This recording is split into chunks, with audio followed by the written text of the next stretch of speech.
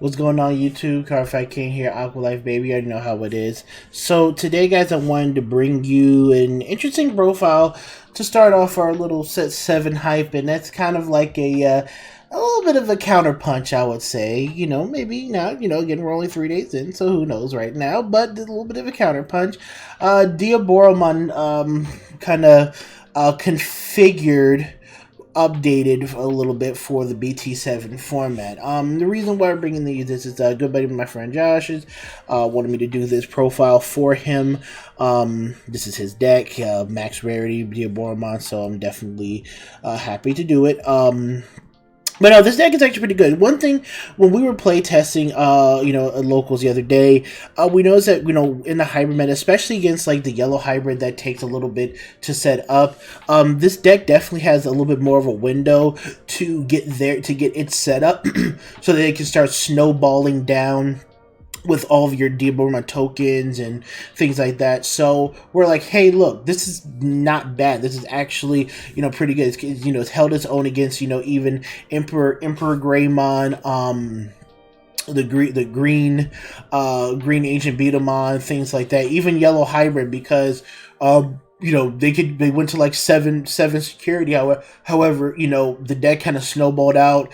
The promo Diaboromon can wipe out their security. You had enough blocks for day, and it gets around the Schwartz Larret's card, the purple option that is very popular now. That can wipe boards for having all these tamers, because your Diaboromons are considered level 6 Digimon. So it gets around that, and you just have a big field of blockers that can't be answered by what seems to be the best option card in the format. So wanted to get this deck profile to you guys. Just some really nice tokens that we got right here for us.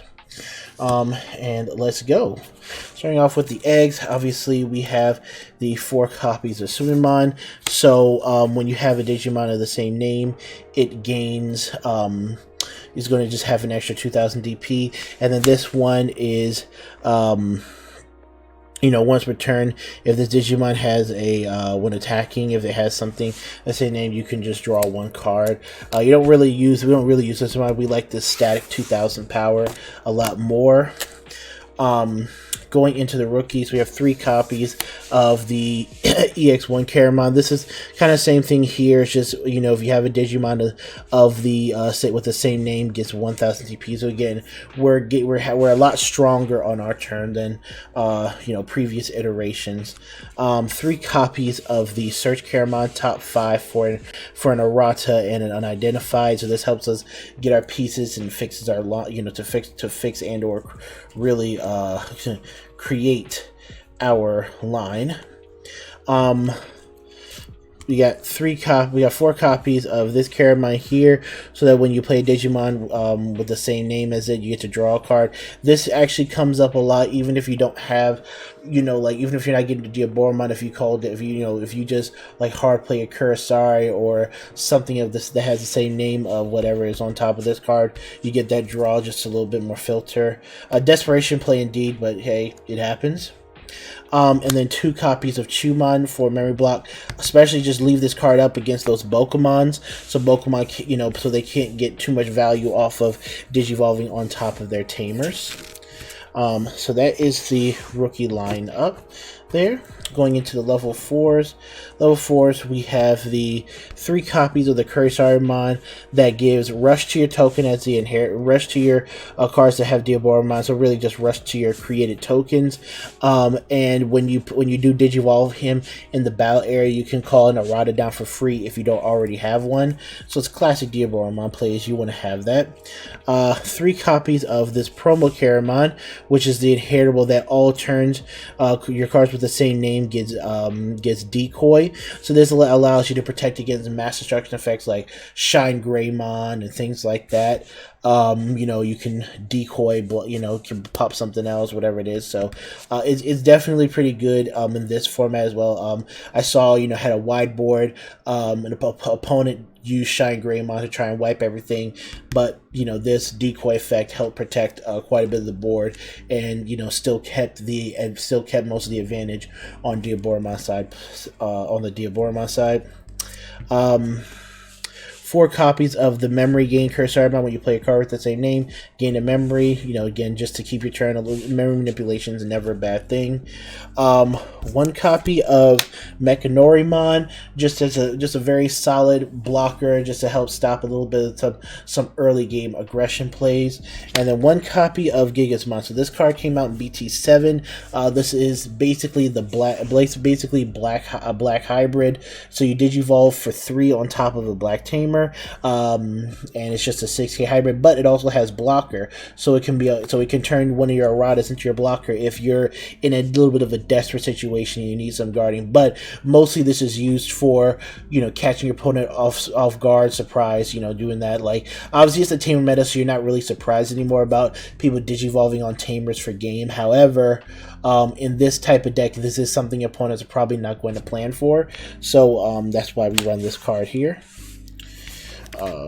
So pretty solid level 4 lineup. Onto the level 5s, 2 copies of Waramanzemon, solid 2 cost Evo, 2 copies of the Inframon. This just reduces the cost of your Diaboromons that try to Digivolve into this in the battle area by 1. So it just makes it a lot cheaper, especially if you are, you know, your opponent is in the position of, like, you know, memory choking you and things like that. And this is actually cool because you can reduce it by 1, Digivolve for 2, and then you can pass the turn over to 1. But if you have the memory, if you have the memory Kurosawa, you gain 1 back by making it. You gain a memory back by making a token or whatever it is, so it can put you back to 0. So there's that. And 3 of this Inframon here, I think this is my favorite Inframon of them.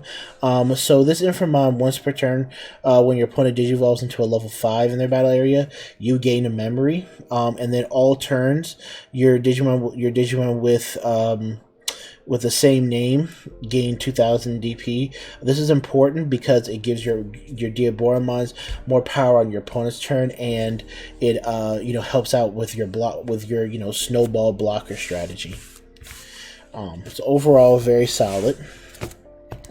Then for the level 6s, 1 copy of the Promo Diaboromon gets a security attack for each copy of himself on the board. Again, once you start snowballing, this guy becomes more of a security wipe and then lets you finish off the games. 2 copies of the token generator. When you Digivolve into him, you create a token. If you have an errata on the board, you can tap the errata to make more tokens. So this is just a solid token generator. And then my favorite one of them is the Diaboromon from the EX collection right here. So he has the security effect of you perform the security battle, so battle against 11k DP, and then you get to play a Diaboromon token. And as long as he's face up on the board, all your Diaboromon gain blocker. So again, this is one of those things where if you already have him on the board, any of these that happen to be in your security just mean more blocker value for you. And when then the deck can start snowballing because you can protect yourself, go into this Diaboromon here, generate more tokens, and then, you know, this has it set up in OTK. You have Armageddon who can do some things, and again, this deck can just get out of control. And it's hard to stop the bonus rolling. And again, the tokens are level 6, so Schwartz Lair is just not going to work. The popular purple option is played in yellow hybrid.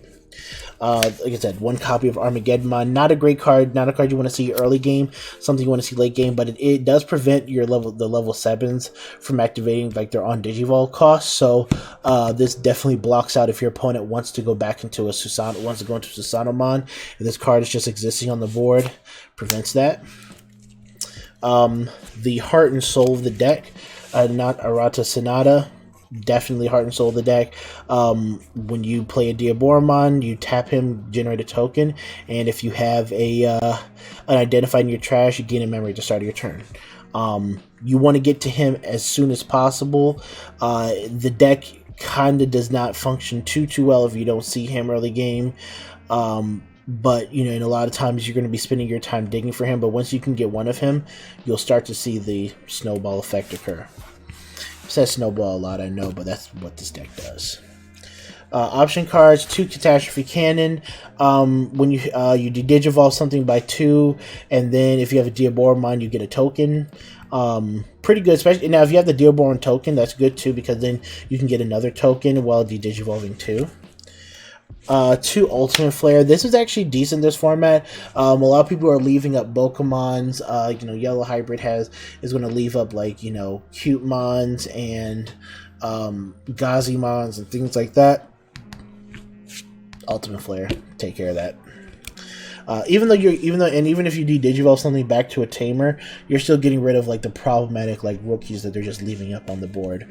And then Iron Fisted Onslaught, the 1-for-1 removal. A lot of times you want to save this. You want to just save this. If it's in your hand, save this for something big. If it's in security, it is what it is, but usually you want to save this for something big or just something that's very problematic that's hindering your ability to get the snowball rolling down the mountain. But that's the deck profile, guys. I hope you guys enjoyed it. Definitely like, comment, subscribe. Started off with Diaboromon. I got plenty more decks coming at you. We got Blue Hybrid coming up. You already know I'm working on Purple. I've just been in the lab testing out Purple Hybrid. I got Purple Lilith Loop, everything. So yeah, we're working on stuff, guys. But yeah, I hope you guys enjoyed this deck profile, and I will see you guys in the next video. I'm gonna try to definitely be a little bit more consistent with content as far as Twitch and YouTube goes. BT-7 is a little bit more, has injected a little bit more life into everybody now, since the long extended BT-6 format is over. Alright, but this has been Card Fight King. We're out.